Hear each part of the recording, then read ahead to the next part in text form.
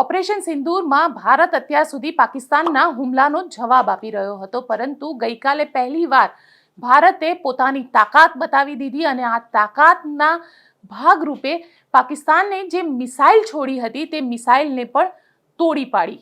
ભારતે પણ પાકિસ્તાનની અંદર હુમલો કર્યો અને પાકિસ્તાનની જે 4 એરસ્ટ્રીપ છે તેને તોડી નાખી. પાકિસ્તાનની આ નાપાક હરકત જે છે તે અહીંયા રોકાઈ નહીં. પાકિસ્તાને કાશ્મીરથી લઈને અબડાસા કચ્છ સુધી આ બધી જ જગ્યાએ ક્યાંક ને ક્યાંક મિસાઇલ અને ડ્રોન દ્વારા હુમલો કર્યો. કચ્છની અંદર પણ આ હુમલો કરવામાં આવ્યો છે. કચ્છની અંદર જે હુમલો કરવામાં આવ્યો છે તેમાં મેઇન ટાર્ગેટ જે હતો તે ટાર્ગેટ હતો ભુજનું એરબેઝ અને કંડલાનું પોર્ટ. એવું માનવામાં આવી રહ્યું છે કે કંડલાના પોર્ટ ઉપર, એટલે કંડલાનું પોર્ટ જે છે એ આદિપુરમાં આવે છે અને આદિપુરના આ જે કંડલાનું પોર્ટ છે ત્યાં આગળ હુમલો કરવાની કોશિશ કરવામાં આવી છે. ત્યાં આગળ ડ્રોનથી હુમલો કરવામાં આવ્યો છે, મિસાઇલ છોડવામાં આવી છે.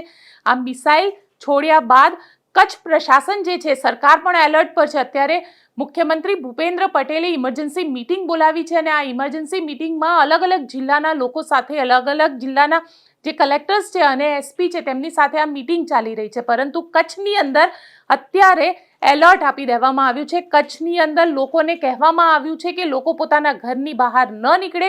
દુકાનો જે છે તે દુકાનોને પણ બંધ કરાવી દેવામાં આવી છે અને સાથે સાથે એ પણ કહેવામાં આવ્યું છે જો તમને ડ્રોન દેખાય છે અને ડ્રોન તૂટે તો તેની પાસે જવાની કોશિશ ન કરતા, કારણ કે પાછળ ને પાછળ બીજો હુમલો પણ થઈ શકે છે. સતત આપણી રડાર સિસ્ટમ છે એ એક્ટિવ છે. રડાર સિસ્ટમ આ પ્રકારના કોઈ પણ મિસાઇલને કે ડ્રોનને તોડી પાડવા માટે સક્ષમ છે અને ભુજ જે મેઇન આર્મીનું મિલિટરીનું બેઝ કેમ્પ છે અને ખાસ કરીને એરફોર્સનું બેઝ કેમ્પ છે, તમે ભુજને જોઈ શકો છો. ભુજ ઉપર પણ આજે ડ્રોન દ્વારા હુમલો કરવામાં આવ્યો.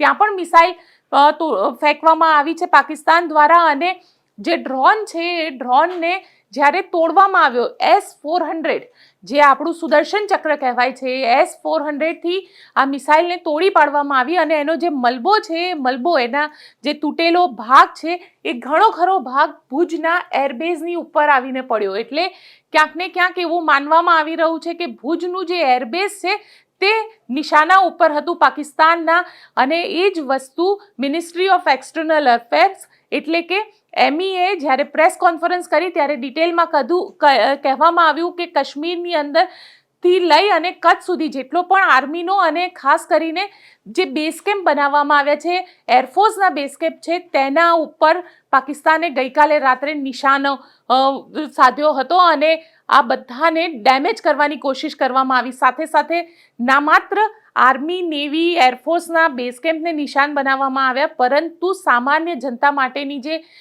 ફેસિલિટીઝ છે એટલે કે હોસ્પિટલ છે, સ્કૂલ છે, એને પણ ટાર્ગેટ કરવામાં આવ્યું છે. અને હવે ભારત અને પાકિસ્તાન વચ્ચેની જે યુદ્ધ છે તેની જે શરૂઆત છે તે શરૂઆત પણ થઈ ચૂકી છે. સામે ફાયરિંગ હવે કહેવાય રહ્યું છે કે મિસાઇલ દ્વારા, ડ્રોન દ્વારા, મિસાઇલ દ્વારા હુમલો કરવામાં આવી રહ્યો છે. અહીંયા તમે જોઈ શકો છો આદિપુરમાં ગાંધીધામ જે છે જ્યાં કંડલા પોર્ટ આવેલું છે, કારણ કે કંડલા પોર્ટને નિશાન બનાવવામાં આવ્યું છે. તે પ્રકારની પણ એક વાત જે છે સૂત્રો પાસેથી સામે આવી રહી છે.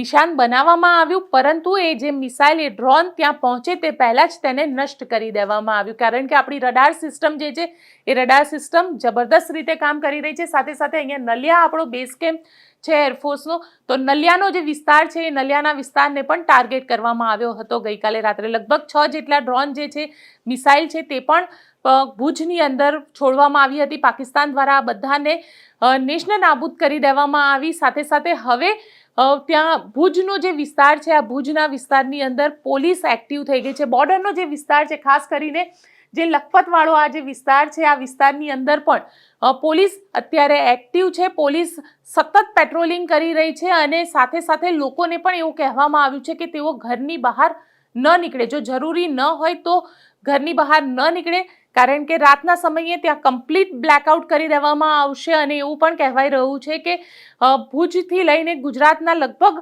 જે કચ્છવાળો આખો જે વિસ્તાર છે, સાથે સાથે દરિયા કિનારાનો જે આખો વિસ્તાર છે, કારણ કે બની શકે કે પાકિસ્તાન હવે પોતાની નાપાક હરકતો જે છે તેને વધારી પણ શકે. એટલે મિસાઇલ અને ડ્રોનના હુમલા વધી પણ શકે એવામાં લોકોને પણ કહેવા માંગે છે, નિર્ભય ન્યૂઝ વતી કહેવા માંગે છે કે મહેરબાની કરીને અગર ડ્રોન પડે તો તેને જોવા માટે ન જાઓ, કારણ કે ત્યાં આગળ અન્ય બીજા હુમલા પણ થઈ શકે છે. એટલે ક્યાંક ને ક્યાંક પોલીસ જે રીતે કહી રહી છે કે જે રીતે ત્યાં આગળ પ્રશાસન દ્વારા તમને જે કહેવામાં આવી રહ્યું છે તેનું પાલન કરો અને બને ત્યાં સુધી કોઈ પણ જગ્યાએ તમે જાઓ અને કોઈ પણ જે લોકેશન છે, જેમ કે આર્મીના બેઝ કેમ્પ હોય કે અન્ય કોઈ જગ્યા હોય કે જે ટાર્ગેટમાં પાકિસ્તાન લઈ શકે છે, ત્યાં મિસાઇલ છોડી શકે છે, તેવા જે ફોટોગ્રાફ છે તે ફોટોગ્રાફ પણ અત્યારે સોશિયલ મીડિયા ઉપર મૂકવાના ટાળવા.